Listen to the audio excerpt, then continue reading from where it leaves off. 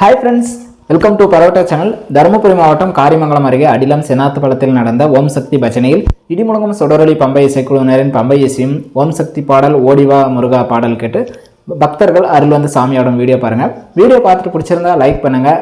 Subscribe பண்ணாதவங்க மறக்காமல் subscribe பண்ணிக்கோங்க. வீடியோ முழுசாக பார்த்துட்டு பிடிச்சிருந்தா உங்கள் ஃப்ரெண்ட்ஸுக்கும் ஷேர் பண்ணுங்கள்.